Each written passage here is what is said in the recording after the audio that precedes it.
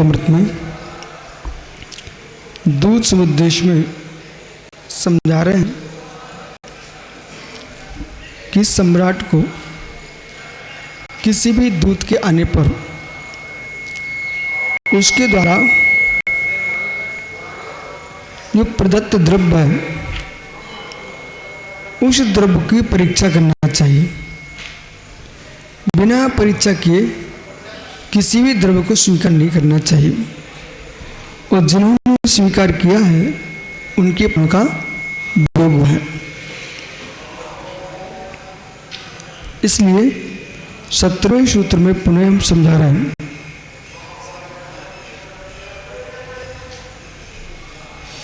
श्रुति आसी विषधरोत्पत्तित रत्नकंड प्रभतेन च करवाल कराल जंगाने थी।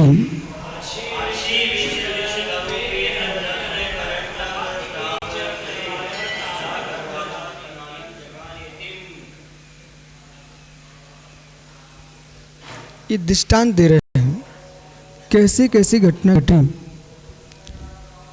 जितनी जितनी आप लौकिक और पारमार्थिक ऊंचाइयों का स्पर्श करते हैं, जितनी जितनी लौकिक पारमार्थिक ऊंचाइयों का स्पर्श करते हैं वैसे वैसे हमें सावधानी बरतना चाहिए। दोनों पक्षों में समझिए। कोई साधना के क्षेत्र में परमार्थ में है, कोई लौकिक क्षेत्र में व्यापार में, कोई भी व्यापार हो सकता है, चाहे व्यक्ति दुकान चला रहा हो, कोई शिक्षक है, कोई डॉक्टर है, वैद्य है, किसी भी क्षेत्र में सरस जी यदि ऊंचाइयां पा रहे हैं वह सावधानी विशेष रहना चाहिए। जो स्थान की ऊंचाइयों को प्राप्त कर रहे हैं उनके सहज शत्रु उत्पन्न हो जाते हैं। वे शत्रु ऐसे होते हैं अनपेक्ष शत्रु, आपकी दृष्टि को अपेक्षा नहीं है, पर अनपेक्ष शत्रु ऐसे हैं आपकी दुकान बढ़िया चलने लगी। ऐसा दिन भी आता है जब तुम गरीब थे सौरभ, घर में कुछ न आदमी की, तो दूसरा आदमी सहयोग करता है और ये कहता भाई सौरभ को सहयोग करना चाहिए, ये अपने कदम पर उठ जाए, ऐसा बोलेंगे। और सौरभ का भाग्य जग गया और उसकी दुकान अच्छी चलने लगी। जो तुमको प्रथम दिन सहयोग की बात कर रहे थे वे ही ईर्षा में जलने लगते हैं, वे ही ईर्षा में जलेंगे और शब्द बदल जाएगा। हवा में उड़ रहा है बच्चा, हमने तो इसको इतना ऊंचा उठाया, आज देखो क्या है। तो तुमने ऊंचा उठाया है, बात ठीक है व्यवहार से, पर ये भी क्यों नहीं स्वीकार करते हो? तुम ऊंचे उठाने तुम ऊंचे क्यों नहीं उठ पाए? उसके भाग्य की ऊंचाइयां थी कि तुम्हारे अल्प ऊंचे उठाने से तुम ऊंचा उठ गया। ओहो, एक बीज जो है एक दोहने में रखा हुआ, दोहना समझे, पत्ते का दोहना, दोहने में बीज है। मुस्कुराना आता दोहना, देखो मैं इसको सुरक्षित किया, बीज जमीन में डाल दिया, अंकुरित हो गया और ऊंचाइयों को पा लिया, आकाश में दाने लग गए उसके। दोहना कहाँ है? दोहना कहाँ है? जमीन पर मिट्टी में सड़ रहा था। अब दोहना कहता है देख भाई तुझे मैंने तो सुरक्षित रखा है। अरे तुमने जरूर सुरक्षित रखा, पर तुम्हारी योग्यता हमें सुरक्षित रखने तक की थी। अंकुरित होने की योग्यता दोहने के अंदर नहीं है, अंकुरित होने की योग्यता बीज के अंदर है। और एक बीज जो रखा था हजारों बीज उत्पन्न हो गए। ऐसे ही कुछ टीचर हैं, अध्यापक, शिक्षक, उन्हें अपने छात्रों की ऊंचाइयां देखे मुस्कुरा चाहिए, रोना चाहिए। आपका छोटा अध्यापक ही का ही था, अध्ययन कराना ही था, पर तुम्हारे द्वारा पढ़ाए बच्चे बड़े बड़े स्थानों पर हैं। तुम रो मत, तुम मुस्कुराओ कि तुमने उसको विद्या दी, ऊपर चढ़ गया। तो ये बहुत बड़ी मानवीयता है कि अपने आप को उपकार करने पर भी उपकार फल का विचार नहीं करना, ये मानसिक तपस्या है। सुना कुछ? ये मानसिक तपस्या है। इस मानसिक तपस्या को आदमी को समझता से करना चाहिए। शारीरिक तपस्या कितनी गहन कर लो समझ तो सागरी, वो शरीर की प्रशंसा कारण बन जाएंगी। पर मानसिक तपस्या दो प्रकार की है। एक, आपने जिनका सम्मान किया वे ऊपर उठ गए, वे तुम्हारा ध्यान दे रहे हैं, तब भी तुमको ईर्ष्या आ रही है इस तपस्या को। दूसरे वे हैं, हमने उनको कुछ किया नहीं पर हम साधु परमेष्ठी हैं, इन सबका कर्तव्य हमारा सम्मान रखें, फिर भी कोई तुम्हारा सम्मान नहीं रख रहा है पर अपमान भी नहीं कर रहा है, उसे समता से देखो। तीसरे वे लोग हैं जो अपमान ही कर रहे हैं, अब तुम्हारा स्नात बन के दिखाओ, अब तुम पारसनाथ बनो। यम बीजते कोपो दृष्टि कान भोजतम सा रिपु पर लोके कहा। इस श्लोक का अर्थ समझिए। यम जायते कोपो दृष्टि कान भोजतम सा रिपु पर लोका। यम बीजते जायते कोपो, जिसको देखती न कोई झगड़ा हुआ न कोई बात हुई, सामने देखते ही गुस्सा करने लग गया, तो उस पर गुस्सा मत करो। आप जैन हो क्या, भारतीय हो क्या, आस्तिक हो क्या, पुनर्भव मानते हो क्या? सुरेश जी, पुनर्भव मानते हो, वो चार्वाक दृष्टि नहीं है।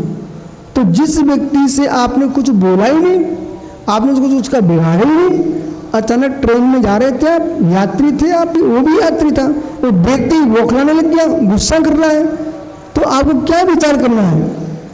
यम बीचते जायते कोपो, जिसके देखते ही कोप उत्पन्न हो रहा है, सा रूपु परलोक कहा, वो पूर्व का बैरी है, उसका पूर्व का संस्कार जागृत हो गया, इसलिए भैया तू क्षमा कर, हमें अगले भव की तैयारी नहीं करना है। इसलिए 24 घंटे समता का पानी पी के जीना पड़ेगा, 24 घंटे समता का पानी पी के जीना पड़ेगा। हर समय जागृत रहना पड़ेगा कि मेरे अंदर क्रोध आ न पाए।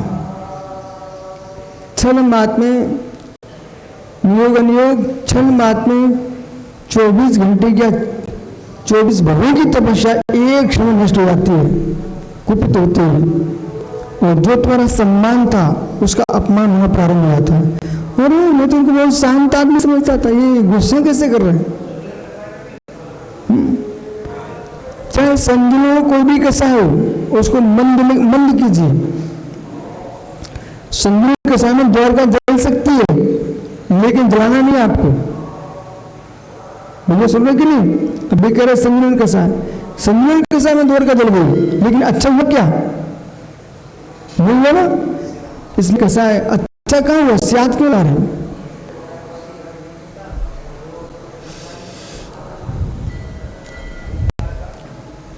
अरे ये बातें छोड़ो, आप तो ये देखो पतन हुआ कि राज का, बस ये देखो राज का तो पतन हो गया ना।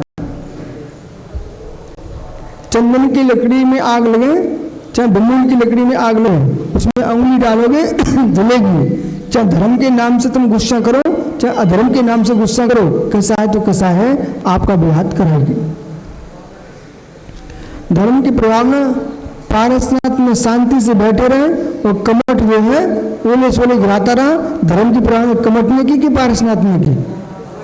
जिसे तुम धर्म कह रहे हो धर्म नहीं है, जिसे आप धर्म मानते हो धर्म नहीं हो, किया कांड है। जो धर्म है ना, वो जो है ना उत्तम क्षण मार्ग आगे सत्य सो संयम तप त्याग अकिंचन ब्रह्मचर्य, ये धर्म है। बाकी आराधना पद्धति है, साधना पद्धति है, इसे साधन मानना चाहिए, उसके पीछे हमें कसाय नहीं करना चाहिए। हमारा पक्ष तो यही रहेगा, कितने प्रश्न करोगे हमारा पक्ष यही रहेगा।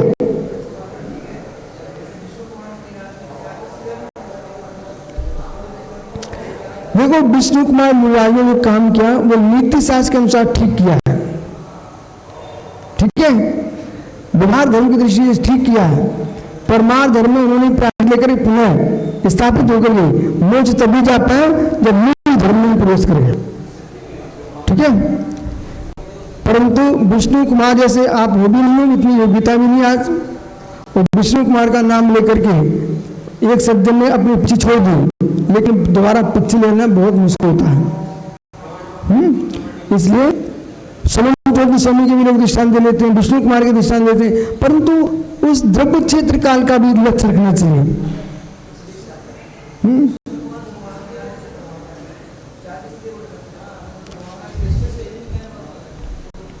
मैं सीधे उठाकर बलि में उनमें कोई अंतर नहीं पड़ता, इसलिए तो ठीक है। लेकिन समय सार की भाषा में दोनों ओम नमः सिद्धिभ्या।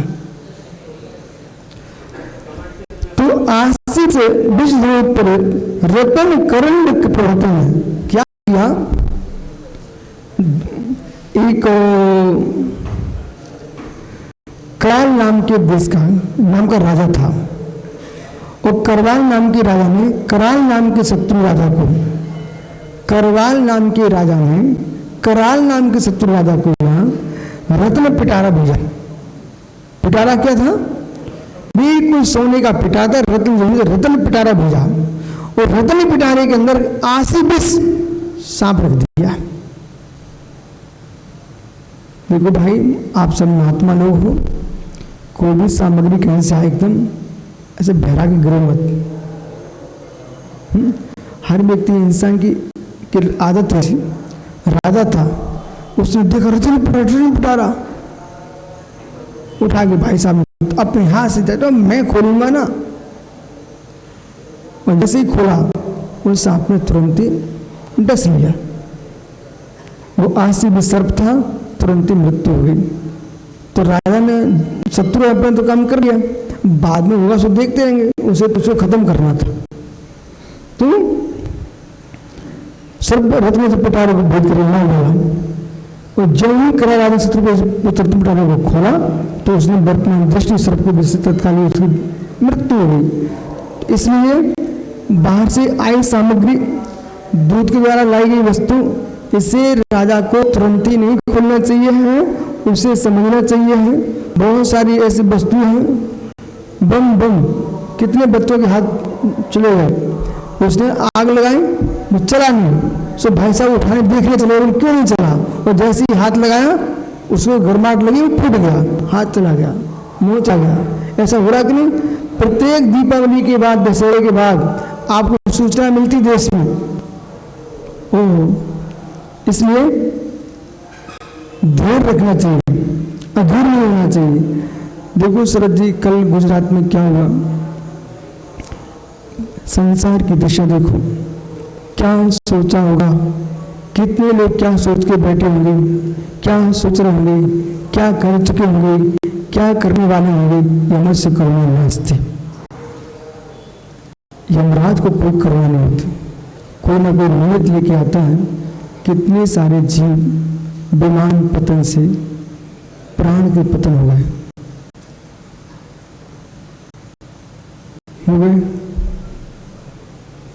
उसमें आपके पूर्व के मुख्यमंत्री भी गए, डॉक्टर्स गए, छात्र गए। इसलिए प्रतिक्षण प्रतिपल धर्म ध्यान में ले रहना चाहिए, प्रणाम प्रशस्त रखना चाहिए।